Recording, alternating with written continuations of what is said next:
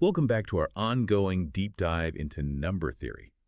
Today, we're exploring a concept that you might find surprisingly versatile, Hmm. cosine similarity. It kind of bridges that gap between like the abstract math stuff and real-world applications, and you see it a lot in data science and machine learning. Yeah, it's really a fascinating tool that lets us kind of gauge how alike two things are based on their direction instead of just their magnitude. So instead of like how big something is, we're more concerned with which way it's pointing. I mean, how does that actually work out in a practical sense? Well, think about it. Imagine you've got data points, but they're like vectors in a multidimensional space. And if two vectors are pointing in the same direction, they've got a high cosine similarity, even if their lengths are, really different. And on the flip side, vectors pointing in opposite directions have a low similarity, even if they're the same length. Okay. Yeah, I'm starting to see how this goes beyond just like simple distance measurements. Could you give us an example? Let's say we were comparing documents. Okay, so let's take two pieces of text about football. One is like a short news article, and the other is a super long blog post all about strategy.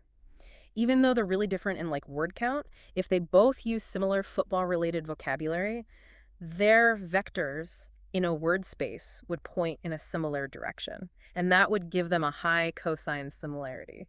That makes a lot of sense. So how do we actually calculate this cosine similarity? Like, what's the math behind it? So the formula uses the dot product of the two vectors, and then you divide that by the product of their magnitudes. And the dot product basically tells us how much the vectors overlap, and then the magnitudes represent their lengths. That's interesting. I'm curious, why is it so important that we divide by the magnitudes? It seems like we're purposely getting rid of information about how big the vectors are. That's a really great question. By dividing by those magnitudes, what we're doing is we're normalizing the result. So it becomes purely about the angle between the vectors. And that lets us really hone in on the shape or the pattern of the data, which a lot of times is way more relevant than the absolute sizes of the values. So the range of cosine similarity values is telling us something about the relationship between the directions of these vectors. Exactly. The cosine similarity, it always falls between -1 and 1. If you Right. get a value of 1, that means they're perfectly aligned. -1 means they're in opposite directions, and then 0 means they're orthogonal, which is kind of like perpendicular lines. Okay. Now, in a lot of applications, especially with things like text analysis where the values are often positive, I know the practical range of cosine similarity is from 0 to 1. What's the implication of that shift in the range? That's a great observation. Yeah, in those situations, we're basically just focusing on how much the vectors align, and we sort of disregard the whole concept of opposite directions. It makes it easier to interpret, and just assess how similar the data points are. Okay, this is all starting to come together. Before we get into specific applications, there's something that I found really interesting while I was researching cosine similarity. And it's a similar concept. It's known as the Otsuka Okiai coefficient.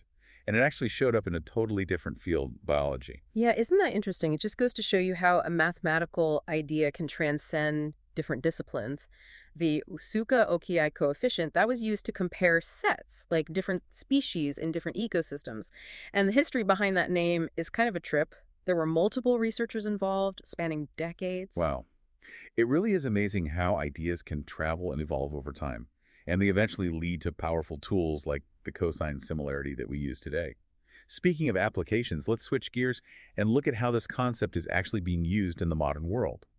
Where do we see cosine similarity playing a really crucial role? So one area where cosine similarity is really powerful is in data mining. And it's especially useful when you're dealing with high-dimensional data. Like imagine trying to analyze customer data for like a huge retailer. You could have thousands of variables for each customer, like their purchase history and demographics, their online browsing behavior and all that. Yeah, that's hard to even picture, visualizing data in a space with thousands of dimensions. Exactly. And in those high dimensional spaces, the traditional distance metrics, things like Euclidean distance, they can become less effective. So that's where cosine similarity comes in. It's less susceptible to the curse of dimensionality because it's focusing on the angle between the data points. And that angle stays meaningful even as the number of dimensions keeps increasing. So how does this angular focus help us like find those hidden patterns when we're doing data mining? Okay, so let's stick with our customer data example. Say you want to group customers who have similar buying habits, but you don't care how much they spend. Well, cosine similarity lets you cluster customers based on the direction of their purchase history vectors, but it ignores the magnitude, which in this case would be the total amount spent. So you could have like a cluster of customers that are always buying electronics and another one that's always buying home goods and so on. Even if their spending levels are totally different, that seems super valuable for targeted marketing. Absolutely. And for things like personalized recommendations, managing inventory, even just understanding customer behavior trends. Sure. But data mining, that's just one application. Cosine similarity is also really important in a lot of machine learning algorithms. Yeah, that reminds me, I often see the term cosine distance when I'm reading about cosine similarity. Can you explain what the difference is between those two? Sure, cosine distance is just a measure of dissimilarity. It's directly related to cosine similarity. You just calculate it as 1 minus the cosine similarity.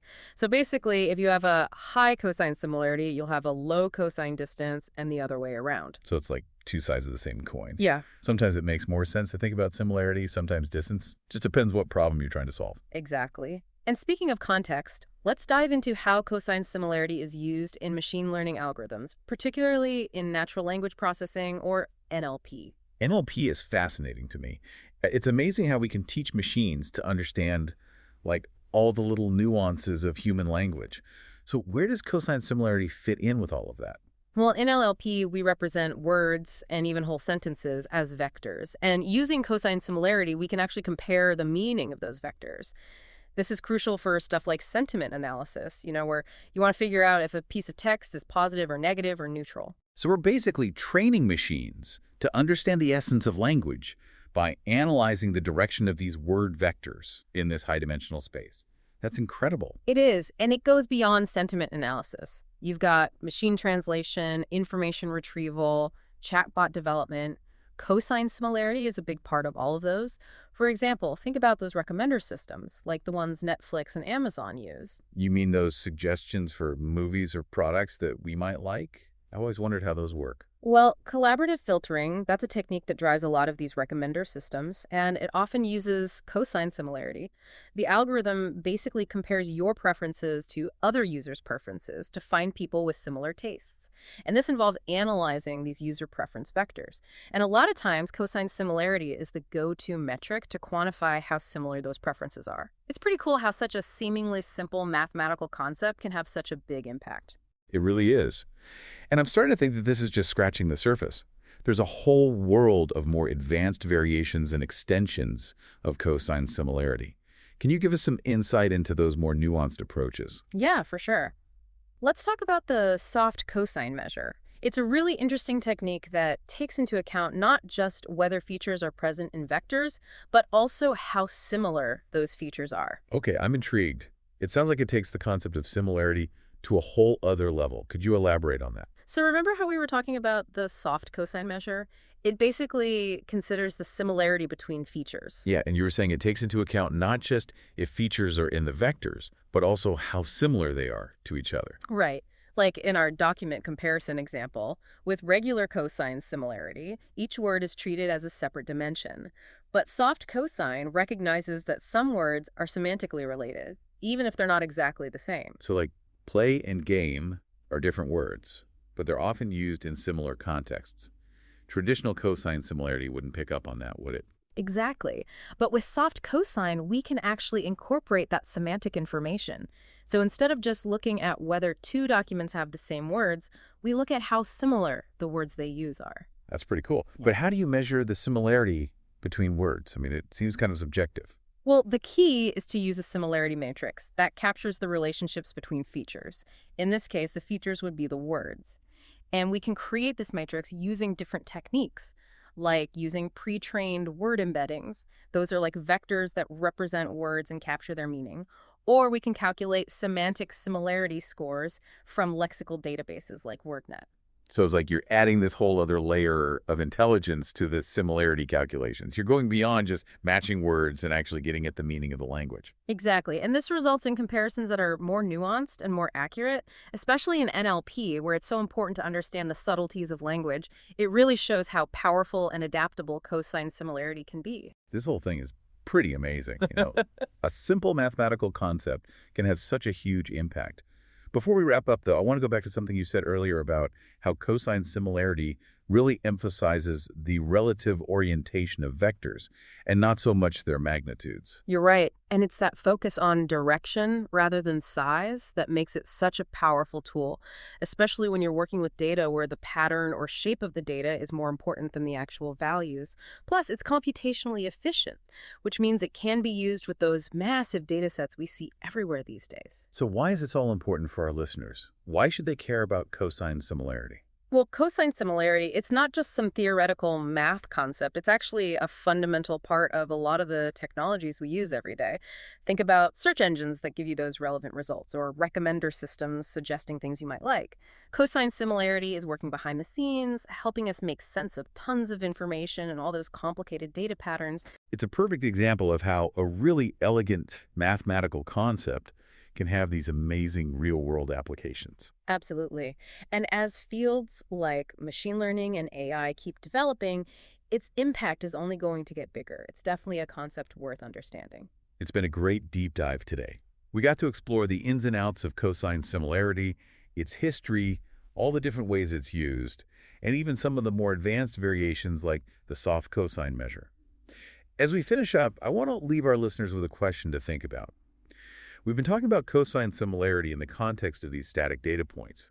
But what if we wanted to apply this concept to dynamic data, like time series? How could we think about the direction of a time series, something that represents stock prices or maybe climate patterns? Could cosine similarity help us find similar patterns or even predict what might happen in the future?